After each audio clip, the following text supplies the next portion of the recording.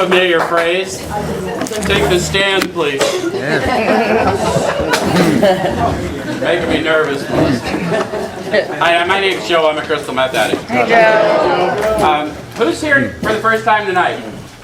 One or two? First of all, welcome. And second, what we do here is perhaps a bit different than what you've experienced in other meetings of the fellowship. All we do at Position of Neutrality is we take the instructions for a step or so a week directly out of this book, and we use this book in Crystal Meth Anonymous. Why? Because it works. 12 steps have already been proven that they work, and the original book of instruction in the 12 steps is AA's book. And what these authors describe to us is a sensory experience leading to a spiritual awakening sufficient to overcome addiction. And so what we're going to try and do here tonight is share an experience with the step instruction. That makes sense? So I'm not going to tell you what the book says, but what I am going to do is show you how I find what it says to me and encourage you to have your experience with it. And collectively, we're likely to have an experience as suggested in here. And it's a sensory experience, which we talked about last week. We'll talk about in more depth tonight. Tonight we're going to take a look at the decision, the third step decision. And the instructions for the third step are found starting in chapter 5. Any of you that have ever been to AA meetings are probably familiar with it, because we read it at most meetings in the Valley. Notice the name of that chapter. Yeah. You ever heard people in a meeting or from a podium say, I don't know how it works? Sometimes you hear those kinds of things. We've got a chapter on it, precisely how it works. Does that make sense? And I don't think a lot of people internalize it, so we're going to try and help everyone internalize it. There was a lot of new people here tonight, so we want to help you see. Okay? It starts off, it says, rarely have we seen a person fail who has thoroughly followed our path. Notice they didn't say paths.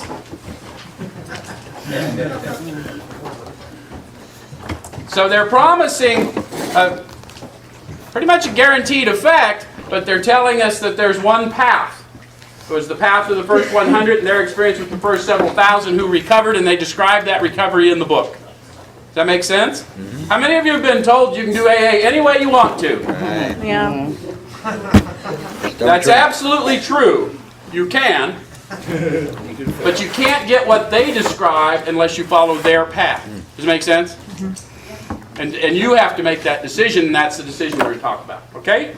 So then it says, those who do not recover are people who cannot or will not completely give themselves to this simple program. Mm-hmm. Some of you may not have had it explained to you that we have a program and then we have a fellowship. The program is the path of spiritual progress that we walk in order to recover. The fellowship is a place we go to celebrate that recovery. And neither one are supposed to do the same thing. So if you're mad at the fellowship because they didn't help you recover, that was never their job. That make sense? How many of you have gone to meetings after you've been shown what this book says and thought, boy, they don't know what's going on? Yeah. It's a common experience. But that's your job, is to enlighten them in a spiritual way. Does it make sense? That's why we do this, is so that we can carry this message. And we carry it not so much by talking, but by walking. Okay? All right, so then it goes on to say, usually men and women who are constitutionally incapable of being honest with themselves. They're cannot or there will not. You might ask yourself, up to this point, have you been a cannot or a will not if you've had some struggles? Both. Both. Any theories? Well, If you were a cannot, how would you know? I don't. You wouldn't know, would you? Not until it manifested itself in another bowl or another drink, or right? So what we're trying to do is end judgment of others and myself and start getting into a path of spiritual progress. Does that make sense? Okay. All right. Then it goes on to tell us there are such unfortunates. They're not at fault. They seem to have been born that way. They're naturally incapable of grasping and developing a manner of living which demands rigorous honesty. Rigorous honesty about what? My experience. Yeah, specifically what experience, though? Powerlessness. Guess it depends on where you are in the journey. But last week we looked at the sensory experience of how we have experience this power we call God. Does anyone remember what that is? That feeling of love for a friend? And if I can get honest in that experience, it presents from within. Right? And then we start to grow in that experience. Does that make sense? Because we can't come to believe based on a concept here sufficient to overcome alcoholism or drug addiction. Have you noticed that? How many of you tried to think your way into better acting all the way here? Yeah. AA says, let's act you into better thinking. That make sense? Okay. So what I've got to be capable of doing is grasping and developing this manner of living. And that manner of living will pull rigorous honesty from me. That give you hope? Okay. All right. So then it says their chances are less than average. There are those too who suffer from grave emotional and mental disorders, but many of them do recover if they have the capacity to be honest. How many of you have met people seriously emotionally, mentally disturbed? I am one of them. Seen them get well? More seriously and emotionally disturbed than you believe yourself to be. Very. And then as you're further in the journey, you start looking back and realize how seriously, emotionally, mentally disturbed you really were, and then you understand the nature of miracle, don't you? Yes. All right, so our stories disclose in a general way what we used to be like, what happened, and what we are like now. Notice how they're not talking about external experiences. Why? Because it's What not I used to be like, what happened, what I'm like now. Where's the problem? in the mind. Centers in my mind. Where's the solution? Deep down inside. Deep down inside. The problem and the solution reside in me. So it's not useful to describe what it was like, because that's my human side. What I was like, the change, how it came over me. And that message has depth and weight, right? Okay? All right, so if you've decided you want what we have and are willing to go to any length to get it, then you are ready to take certain steps. So they've told us what the decision was. We had a two-part decision, don't we? Yeah. First, I want what they have, and if I do, I'm willing to go to any lengths to get it, and that process will be to take those certain steps. What do you imagine those certain steps are? 4 through 12. Well, we haven't quite made a decision yet, so probably 3 through 12, right? Yeah. Okay, so let's see what they had and see if we want it. Go to page 25. Bam. Middle of that page starts with the great fact. They tell us precisely what they have, so we can make a conscious decision whether we want it. Okay? The great fact is just this and nothing less, that we've had deep and effective spiritual experiences which have revolutionized our whole attitude toward life, toward our fellows, and toward God's universe. The central fact of our lives today is the absolute certainty that our Creator has entered into our hearts and lives in a way which is indeed miraculous. He has commenced to accomplish those things for us which we could never do by ourselves. Do you notice how they're talking about a sensory experience? Yep. Now I do. Some of you feel that? How many of you got hopeless in your addiction? Bam. Did you notice how talk of hope wasn't all that useful when you were hopeless? These people aren't talking to us about hope. They're talking to us about certainty. That no matter what I'm going through, it's simply preparing me for something greater. Think you can live with that? Yeah. Yep. You want that? Yep. Yep. Well, then you're ready to take certain steps. Crap. Does it make sense? Okay. All right. So at some of these we balk. Nuh-uh. Any of you relate? How many of you balked at a drastic house cleaning, which required discussion with another? I'll do that one, but not that one. Right? Okay, everyone has that experience. Our job is to witness to that. How many of you balked today that have been in the manner of living? Yeah, a little bit. Okay. We thought we could find an easier, softer way, but we could not. With all the earnestness at our command, we beg of you to be fearless and thorough from the very start. So remember when they told us how we were going to find this power we call God? Searching fearlessly. Yeah, we're going to go deep down inside. We're going to search fearlessly, and I'm going to make a decision to get started. And the first step of action after enacting the decision will be a searching and fearless moral inventory of me. Not so I can disclose it to you, but so I can disclose it to me. Does that make sense? Okay. Some of us have tried to hold on to our old ideas, and the result was nil until we let go absolutely. Where do your old ideas come from? My mind. Oh, my head. Where's the problem found? In my mind. It centers in the Spot. mind. So those old ideas are going to have to take some scrutiny, aren't they? All right, so remember that we deal with alcohol. Cunning, baffling, powerful. Without help, it's too much for us. But there is one who has all power. Yep. That one is? God. They've never said any of our names, have they? So remember when I asked you how many times today? How many times today did you think someone else was causing the way you think or feel? Just feel. Couple. Once or twice? Okay. Yep. More than that. Okay, that one is God. May you find him now. Where are we going looking? Deep down down inside. Deep down inside. Okay, half measures availed us nothing. How many of you have been around a while and you have to admit that it seems at times that half measures seem to avail us about half? Yeah. Sounds about right. We do, don't we? Yep. And they told us about that in the first step, that through every form of self-deception and experimentation, we'll try to prove ourselves exceptions to the rule, therefore non-alcoholic. Can any of you been around a long time? Think of the ways you self-deceive and think yourself an exception and get yourself in a bag of stuff? Yeah. Yeah. So then you start to know what the experience of grace is, don't you? Yeah. Okay. All right. Half measures availed us nothing. We stood at the turning point. We asked his protection and care with complete abandon. All right.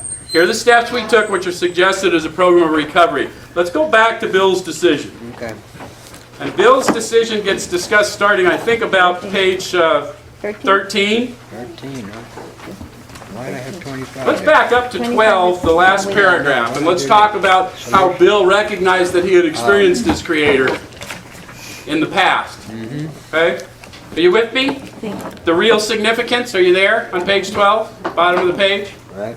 The real significance of my experience in the cathedral burst upon me. Remember when in Bill's story he talked about having been getting ready to go to war, and he had asked for God's companionship, and he experienced God in that cathedral, but then he went off to war and forgot all about it.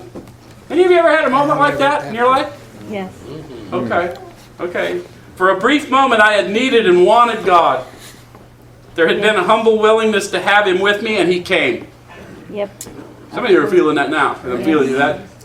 If you guys can bring to consciousness that moment. Okay. But soon the sense of his presence had been blotted out by worldly clamors. Anyone know what he's talking about? The sense of his presence? Yes. It's an inside job, isn't it? Absolutely. Ever had it blotted out by worldly clamors? Oh, yeah. Yes. Oh, we got kinship with Brother Bill now, don't we? Yes. Mostly those within myself. How many of you can relate to him? Ever had a mind attack? Oh, hell. Just feel. And so it has been ever since, how blind I had been. At the hospital, I was separated from alcohol for the last time. Treatment seemed wise, for I showed signs of delirium tremens. There, I humbly offered myself to God as I then understood him, to do with me as he would. Let's think about that, because Bill talks about God as he then understood him. And we don't really know what that was, but we know when they wrote that step, they still wrote as we understood him, because it's always a book of experience. It's always an experiential thing. The God I understood yesterday is not the God I understand today. Any of you have that experience? Yeah. As the experience unfolded, I had a much greater understanding. Oh, yeah. Yes? Yes. And that's what he started, the fundamental idea behind anonymity and those types of things. Huh? Okay. To do with me as he would, I placed myself unreservedly under his care and direction. I admitted for the first time that of myself I was nothing. Without him I was lost. So what is he describing to you? Without him I'm nothing. I'm pretty much admitting powerlessness, aren't I? Yeah. And he's already remembered his second step experience. He remembers that sense of ease and comfort that came over him before he went to war and got it blotted out by worldly clamors. So the first three steps were all the same step back then. Do you see them all in there? I've experienced God. I've experienced life unconscious, and I'm thinking I want consciousness. You see it? Okay. And then it goes on to say, I ruthlessly faced my sins and became willing to have my newfound friend take them away root and branch. Now what's he talking about? Who's his newfound friend? God. The indwelling God, right? Yeah. We learned that we had to fully concede to our innermost self. Okay. I've not had a drink since. That's a pretty powerful witness, isn't it? Yeah. Here, God, you take this and you give me something to do. And all of us are sitting here tonight because of that decision. Wow. My schoolmate visited me, and I fully acquainted him with my problems and deficiency. Now what's he talking about? Inventory. He must have done some inventory, and now he's discussed it with his friend. Ebby, right? His schoolmate. Okay. We made a list of people I'd heard or toward whom I felt resentment. Now what are they talking about? 8. Somewhere through that step process, he's now got an 8-step list, and he's starting to get prepared to go out and make amends, huh? Yes. I expressed my entire willingness to approach these individuals admitting my wrong. 9. And when we express our entire willingness, we first do that to the power within us, right? 7-step prayer, and then we go out and demonstrate it through action, right? The all-inclusive nature of the steps. See, they broke them down so we would see how the change came over us, because they describe a sensory experience throughout the step process, the raising of consciousness. But at this time, the steps were really all-inclusive. There were 6 basic principles of the Oxford groups, and they stretched them out so that we would understand how that power presented itself and how the change of a transformed life came over us, right? Yeah. Okay. Never was I to be critical of them. I was to write all such matters to the utmost of my ability. Clearly we're in 9 now, right? Restitution. Okay. I was to test my thinking by the new God consciousness within. What's he talking about? 10. 10. Yeah, we're starting to talk about those 10th step promises of feel that we're in a position of neutrality, safe and protected, not fighting anyone or anything. You relate to that? And to start, how does it express itself?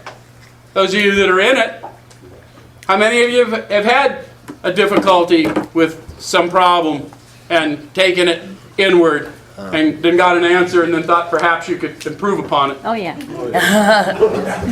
So we do test our thinking by that new consciousness, don't we? Wait a minute, I don't think I specified that clearly. Yes. You didn't listen. Okay. And so then it's a growing experience. Common sense would thus become uncommon sense. They're describing going from counterintuitive, that I'm doing it all, to intuitive. He's doing it all through me. Yes. Yeah? Does that make sense? How many of you have had that experience? If you haven't, stay on the walk. Watch people recover. See how sick you were. You know what I mean? Okay. I was to sit quietly when in doubt, asking only for direction and strength to meet my problems as he would have me. What are they talking about now? 11. Clearly, we're getting into meditation now, right? Okay. Never was I to pray for myself except as my request bore on my usefulness to others. Then only might I expect to receive, but that would be in great measure. How many of you have had that experience? Yes. How many of you figured your life was going to turn out the way it did as a result of the simple things you did? Wouldn't have mapped it that way, a lot of us, huh? Not at Okay. My friend promised when these things were done, I would enter upon a new relationship with my Creator.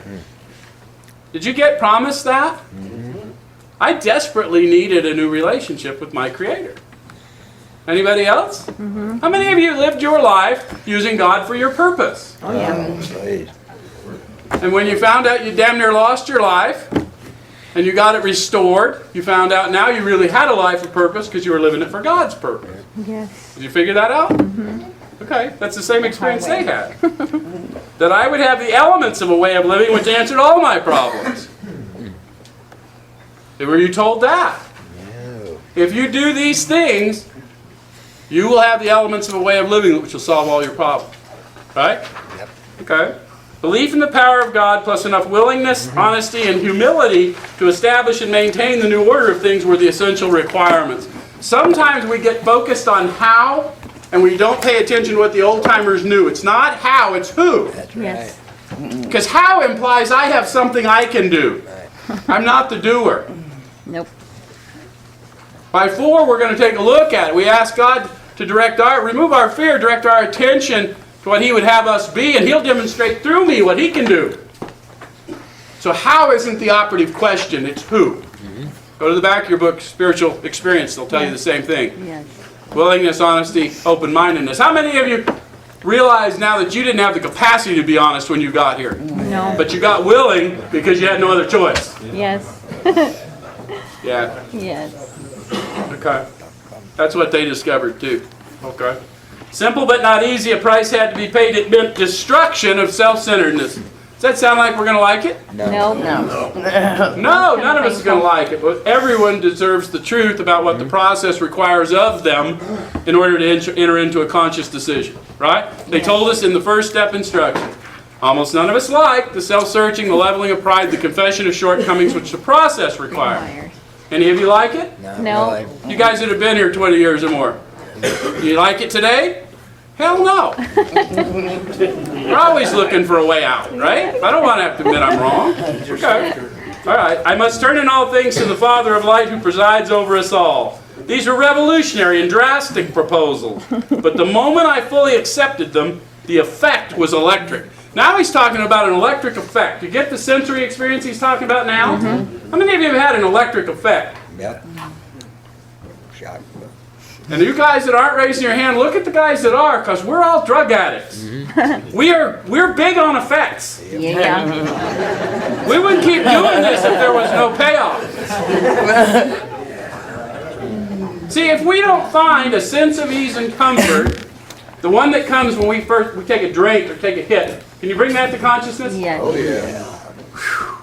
If we don't find one that replaces that, we'll use again. That's what the first step promises. And now they're telling you make a decision, start acting in that decision, and you're on it. Yeah? Okay. There was a sense of victory followed by such a peace and serenity as I'd never known. How many of you have had a sense of victory? Where did it come in your step process? They don't always come at the third step, do they? How many of you did a fifth step and when you were done you were delighted? Yeah, a little bit. What's that but a sense of victory? Right. How many of you did an amends that was really bothering you Yeah. and walked away from there just glowing? Yes. What's that but a sense of victory? Right? Okay. Okay. There was utter confidence. I felt lifted up as though a great clean wind of a mountaintop blew through and through. God comes to most men gradually, but his impact on me was sudden and profound. That's why they wrote the steps out and they put promises with every step, because not everyone has that experience, but somewhere in the step process you will have an experience. How many of you didn't really have a sensory experience that you were really aware of till you started sponsoring others? Oh. Okay. What did Bob say? Bob said, trust God, clean house, work with others. It'll happen soon after. Okay? All right. Okay, let's go back to 50, wherever we were. 60? Is that where we were? 59. Let's go to 60. I don't want to read the steps. You guys have read the steps. Let's go to their experience. Many of us exclaimed, what an order. I can't go through with it. That's the first 100. They said, what an order. I can't go through with it. How many of you have said that? Yeah. Okay. An order. Can't go through that. Well, I think the admonition they give us next is far more important. Again, this is a calling for an end to judgment of others and myself. Okay? So instead of, I can't go through with it and bullshit, like I hear at some meetings, the authors are pretty emphatic. Do not be discouraged. No one among us has been able to maintain anything like perfect adherence to these principles. And those of us who have been in the walk a while, we can assure you that many times today I did not maintain perfect adherence to these principles. Anybody else? Yeah. Any of you have less than divine thoughts today? Oh, yeah. We don't need to beat anybody up here, right? Okay. So it goes on to say, we're not saints. The point is that we're willing to grow along spiritual lines. So there's the answer to whether you're a cannot or a will not. Are you willing to take the action currently indicated to grow along spiritual lines? Yeah. And if you're willing to take any action suggested to grow spiritually, you're probably okay. Does it make sense? Yes. Okay. The principles we've set down are guides to progress. We claim spiritual progress rather than spiritual perfection. That's a good thing, isn't it? Yeah. Yes. How many of you thought you'd achieved spiritual perfection somewhere along the way? And then decided to demonstrate that by being entirely unspiritual? Any of you decide to withhold yourself from AA because they weren't doing it right? Oh, yeah. I'll show them. That's a common experience. It usually works out better for the fellowship than it does for me. Okay. Our description of the alcoholic, the chapter to the agnostic, and our personal adventures before and after make clear three pertinent ideas. A, that we were alcoholic and could not manage our own lives. Notice they separated those ideas.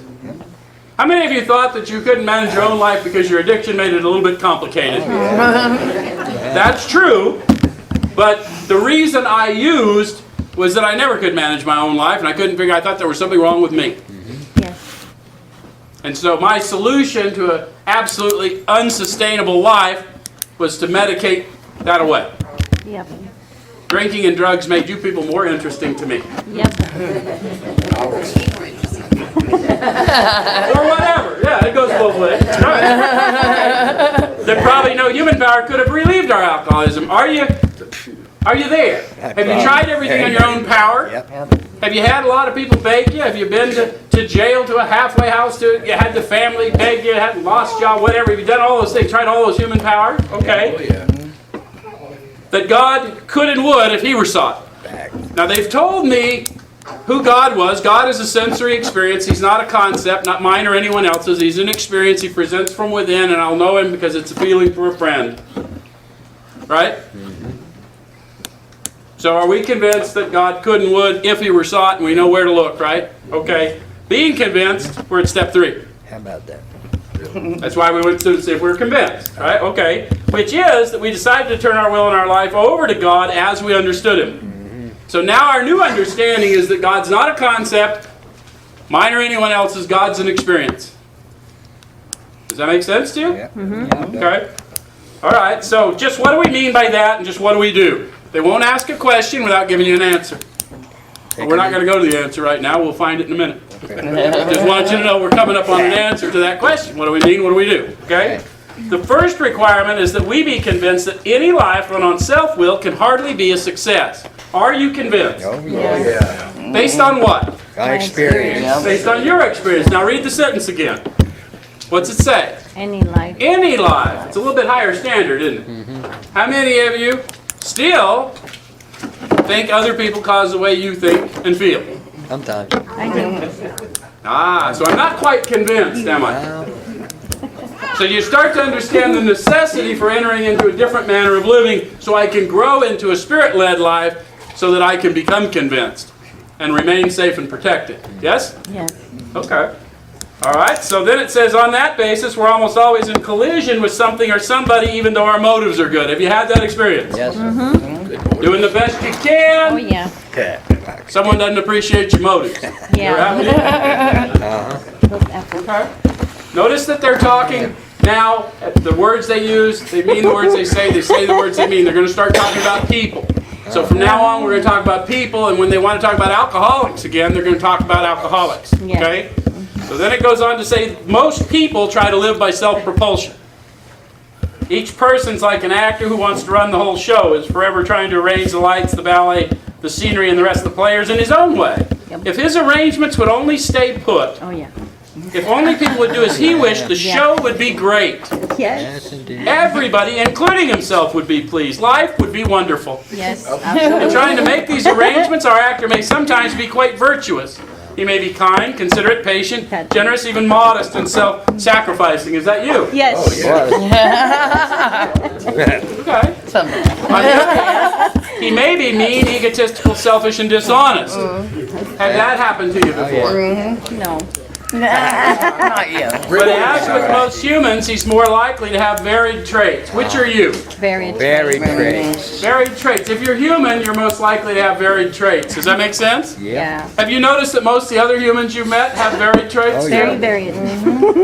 This process is going to help us Very. discover that there's a little bit of bad in the best of us and a little bit of good in the worst of us. Yep. If we do all the work. How many of you have had that discovery? Yeah, and we share the Spirit with them either side, don't we? Teaches us a little something, and we grow in understanding, don't we? Okay. What usually happens? Sure doesn't go Very up well. right. What usually happens? Doesn't work. Not good. You're in a CMA meeting on a Thursday night. Yeah. I'm fired up. The show doesn't come off, right? None of us get here on a winning streak, No. right? The show doesn't come off. Okay. Damn. Not very well, anyway. He begins to think life doesn't treat him right. And if you have, how many of you got here is a self-pity addict? Everybody. He decides to exert himself more. He becomes on the next occasion still more demanding or gracious, as the case may be. Yeah? Yeah. You guys suck up your graciousness and take another run. Hell yeah. And still the play does not suit him. Did you have that experience? Oh, yeah. Man, I did it all over again. Damn. Admitting he may be somewhat at fault, he's sure that other people are more to blame. Always. He becomes angry, indignant, self-pitying. What is his basic trouble? When they ask a question, that's a question I would want to ask of myself. What is my basic trouble? You understand that they're talking about the show of my life? They're talking to me specifically. This is my big book. This is my experience.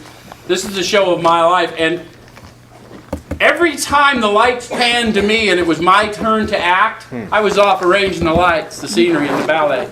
Yes. The show couldn't come off because I was never there to play my part.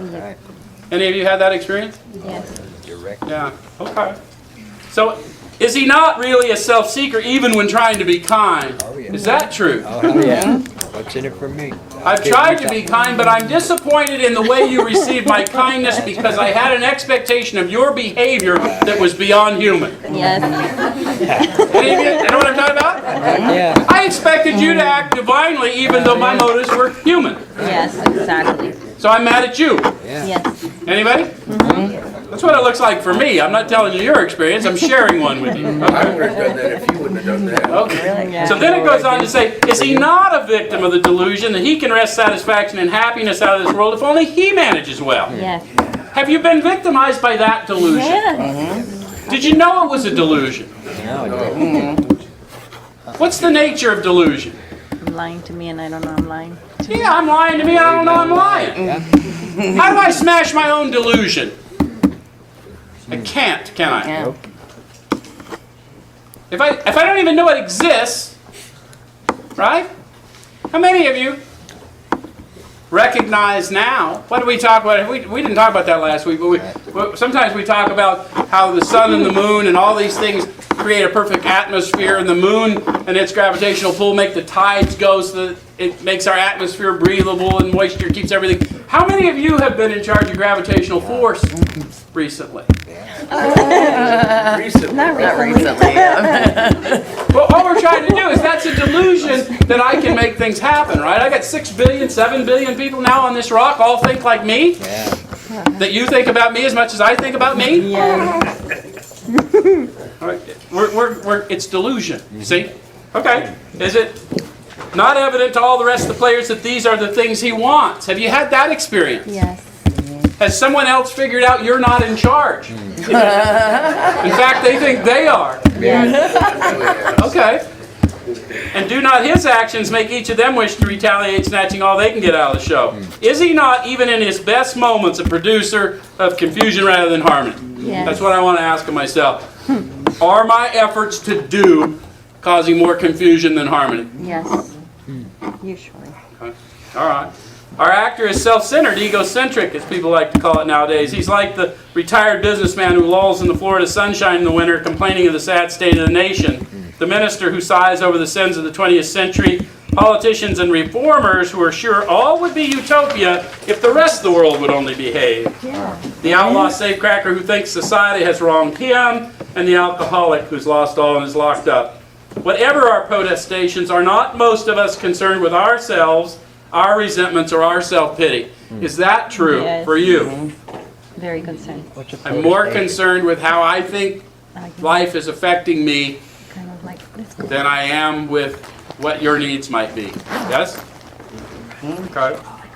Selfishness, self-centeredness, that we think is the root of our troubles. How many of you like those Indeed. words? We don't like those words, do they? No. Back though. It's not so much that I'm selfish because I'm an addict. I'm selfish because I'm human. I lack perspective. Remember when they told me the nature of insanity was a Yep. lack of proportion of the ability to think clearly? They've told me I lack perspective. I see everything from one worldview. Anyone else? So that's all we're talking about when we start talking about self-centeredness. I can only see the world as I see it, and everything I see out there is simply a reflection of my past experience. You ever notice that? And if I desperately need a new experience, I'm going to have to set aside those old ideas that keep creating the same experience. You understand the need for a manner of living now? Yes. Okay. Driven by 100 forms of fear, self-delusion, self-seeking, and self-pity, we step on the toes of our fellows and they retaliate. Sometimes they hurt us seemingly without provocation. You ever been hurt seemingly without provocation? Yes, many times. And you guys that are new, we're not making fun. These guys are looking back. Okay? This is a book of past tense. It's a book of experience. That's why it helps to have a guide. Does that make sense? Yeah. So they're going to say some things now that may bother you if you're new and haven't been through the process. But we invariably find that at some time in the past we've made decisions based on self which later placed us in a position to be hurt. So the process is going to help me see the part I played. And the part I played, maybe if I was injured as a kid, and I had no part in that, but if I'm dying over it when I'm 30, 40, 50, I've got a part in that. Yes. And this process will help me see why I'm holding on to that, why I think it serves me. Does that make sense? Because if I don't get to the root of my selfishness, my self-interest is killing me. Because when I got here and today, I'm still very self-interested. Anyone else? And I have to get a power greater than me to overcome that. Okay. All right. So our troubles, we think, are basically of our own making. They arise out of ourselves. And the alcoholic, now they talked about people, now they're starting to talk about me and perhaps you. Oh, it's me. The alcoholic is an extreme example of self-will run riot, though he usually doesn't think so. That's right. Now think about what they're saying. If this is you, people, they're just regular examples of self-will run riot. Me, I'm an extreme example of self-will run riot, and I don't think so. Nope. What's the chance that I'm going to survive long and happy in this world? Very It's not looking good for me, is it? No. Okay. Above everything, we alcoholics must be rid of this selfishness. Why? It could Kill kill us. us. We must, or it kills us. How many of you have found that your self-interest was killing you Yeah. as a result of the process, right? Yeah. Okay. And there often seems no way of entirely getting rid of self without his aid. See how they're describing an unfolding experience? Okay. Then they go on to say, many of us had moral and philosophical convictions galore, but we could not live up to them even though we would have liked to. Do you understand what they're talking about? Yes. How many of you got sober and thought your life was just going to be divine and discovered that wasn't so? Yes. How many of you found yourself still being dishonest? And you're telling a half-truth or an untruth, you're looking right in the face of someone who knows that you're not telling the truth and you're still powerless to stop. Yes. How does that make you feel? Not good. That's their experience, you understand? Yeah. So it's not just my addiction that's causing this difficulty. It's my human condition too, right? And we're not there yet, but then they'll start telling me how we're going to get power, right? Okay. Neither could we reduce our self-centeredness much by wishing or trying on our own power. We had to have God's help. See how they had a ever-increasing experience? Okay. All right. This is the how and the why of it. Remember when they ask our question? What do we mean by that? What do we do? Right. Okay, here we go. This is the how and the why of it. First of all, we had to quit playing God. Why? Didn't work. Didn't work. And now I know that from my own experience. I didn't know I was playing God. I didn't even know I believed in God. Yeah. Except when you did me wrong. Well, you just don't know. I mean, people come here with all different beliefs. You know what I mean? Okay. All right. But anyway, I didn't know I was playing God. But I do know it didn't work. Yep. Anyone else? Yes. And if you did believe in God, and you didn't know until this moment that that was playing God, maybe you now understand why that didn't work, right? That's the whole point. Okay. Next, we decided that herein in this drama of life, God was going to be our director. Okay, I'm going to stay here and play my part no matter how disturbing the lighting is. And I'm going to wait to be told by the director what my part is to be. Right? That's the decision. I have to go through this. See, God's going to be in charge. You see what they're saying now? Okay, He's the principal, we're His agents. He's the Father, and we're His children. Most good ideas are simple, and this concept was the keystone of the new and triumphant arch through which we pass to freedom. What concept? That God is He's the in director. charge. God's in charge. He dwells in me. I need to quit blocking my consciousness so I can take instruction from the Spirit and not from the outside world. That's going to require a rigorous manner of living, isn't it? Yeah. Because we got a 24-hour onslaught on our senses, don't we? Oh, yeah. Okay. When we sincerely took such a position, here come some promises for you. Third step promises. When we sincerely took such a position, all sorts of remarkable things followed. We had a new employer. How do I demonstrate the sincerity of my position? By my Actions. actions. Aligning those intentions with action. Huh? So, in case you've never been told this, if I don't go through the entirety of the process, the all-inclusive nature of the steps, I need to know when I make this decision that I'm going to go through and learn the truth about me so I can witness that truth to others and show them how to find out the truth. And I'm going to do that for a lifetime. And I need to be told that from the beginning. You don't have to do it. You can do any damn thing you want. But if you want what they describe, you need to be told the truth. So we don't want anything from you here but your feet to carry a message. And whether you go through the process or not, I got news for you. Around here, if you suffer from addiction, you're going to get to God or you're going to get to God. Yeah. That's just the way it is. And you're going to carry some message, whether it's a message of a spiritual awakening as a result of these steps or some other message. Everyone in my life shows me what not to do or what to do. Does that make sense? And that's the decision I get to make. Okay? So, there's the promise. I have a new employer, being all-powerful. He provided what we needed if we kept close to Him and performed His work well. Promise and condition. I got a new employer. He'll provide what I need if, what? I perform His work. Keep close to Him. Keep close to Him and perform His work well. What would that look like? Help His children. Helping others. Given that I found this path right here, maybe I ought to just do the rest of the steps, see how it works out for me. Maybe I'll just do 4 through 12 and see how it turns out. What the hell? Huh? Does that make sense? Yeah. Okay. Established on such a footing, we became less and less interested in ourselves. That's really good news. My self-interest is killing me. Yeah. And they found out once they took that keystone of that arch and enacted it, they became less and less interested in themselves. How many of you found that to be true? Yes. How many of you real new in recovery have found you have new energy? You're going to your meetings regularly. You're staying up all night, going to coffee, and then you're up early the next morning. You're going to work. You're doing things that kind of amaze. Less and less interested in yourself. Yes.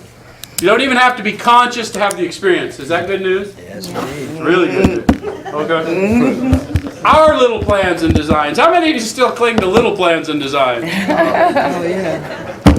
Doesn't it amaze you how we cling to little plans and designs, and then we have a whole life of experience where there's a much bigger plan in play? Yes. And then as we let go, we discover that we're part of a much bigger plan, don't we? Yeah, some of you are feeling that. That's good. Good. Okay, more and more we became interested in seeing what we could contribute to life. How many of you figured that out here? Yeah. First you came and you just sat quietly hoping no one you knew would see you at the meeting. Then you started being glad to see people. Yes. Then you started thinking of people you left out there. Boy, I sure hope they get this someday. Yes. You had that experience? That's a third step consciousness. Okay. As we felt new power flow in. How many of you felt it tonight? You know what I'm talking? They're not talking about a drip or a trickle. They're talking about a flow. Yeah? Okay. As we enjoyed peace of mind. How many of you had that experience? Oh, yeah. Maybe for the first time in a long time, right? Yes. You bet. A loving heart and a quiet mind. Wow. Pretty powerful, isn't it? Yes. Okay. Don't worry about it. As we discovered we could face life successfully. How many of you have discovered that? We just talked about it. You're committing to your meetings. You're paying your rent. You're going to work in the morning. Things you weren't able to do maybe 6 months ago. Anyone have that experience? Oh, yeah. And it goes on and on and on. How do we discover we can face life successfully? By facing it. And I often require a power greater than me to get me up and make me go face it. Anyone else? Oh, yeah. I'm not the one doing the doing, so we better go. Right? Okay. All right, so as we became conscious of His presence. What do they mean conscious? Aware. Not only aware, but aware that I'm aware. Right?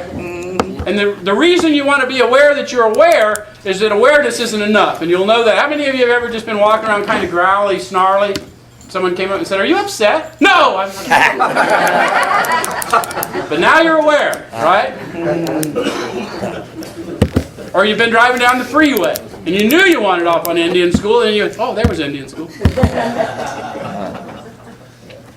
So aware that I'm aware. Not only am I aware that there's power flowing through me, but it's not mine. Yes. And it's telling me something. How many of you have had that experience?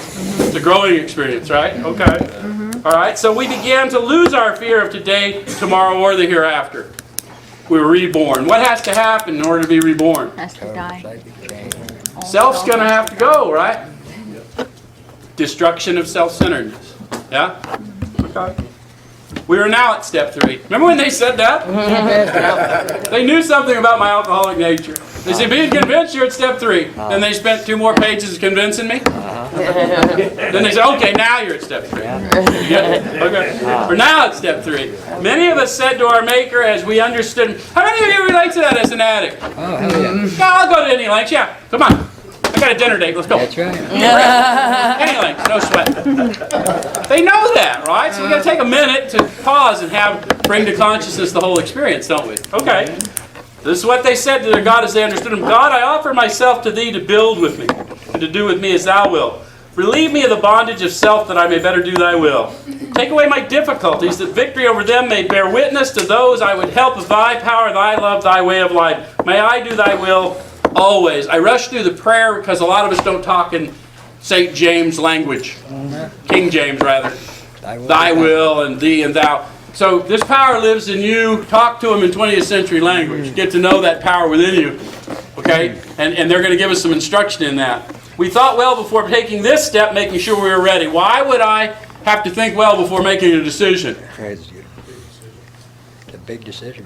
What was the first step in recovery? Fully Go down concede to your my lane. innermost I learned that I self. had to fully concede to my innermost self. It's all inclusive. It always moves forward. I've now learned that my human condition is killing me. So I'm going to have to fully concede to my innermost self that I'm human, and without him I need help. And I can't do that based on a lie, can I?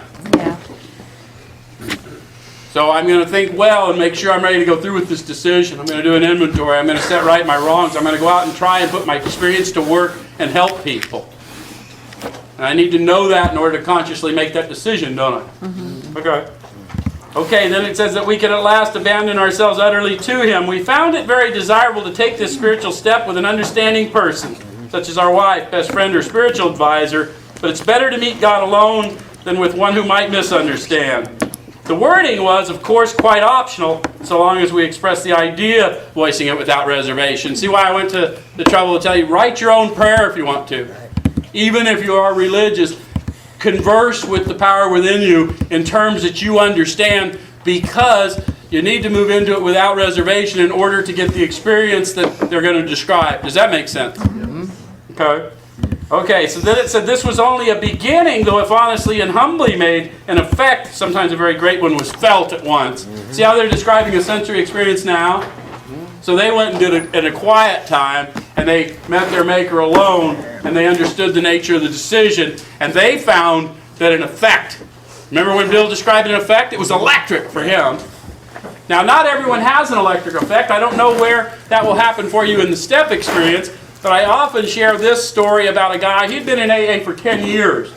And I explained this decision to him like I just explained to you, one-on-one. And he sort of had the experience going on, but he was unaware of it. I was aware of it. You guys that have sponsored people, you know what I'm talking about. He was unaware, I was aware.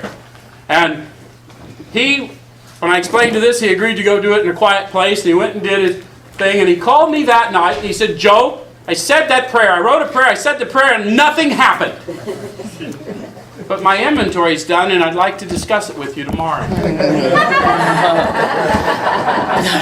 cool. I've been in AA for 10 years, and you never did an inventory until today? I'd say that was a fairly great effect, right? So, if you go home and have a quiet moment with your Creator, and you express this idea, and you experience the clean wind of a mountaintop flowing through and through, then that would be an effect. And if you just come out with a pencil in your hand and are willing to start taking a look at who and what you are and who and what you'd hope to be, that also would be an effect. Does that make sense? Power to enact a decision. That's it. Next week we'll be in 4. Thanks.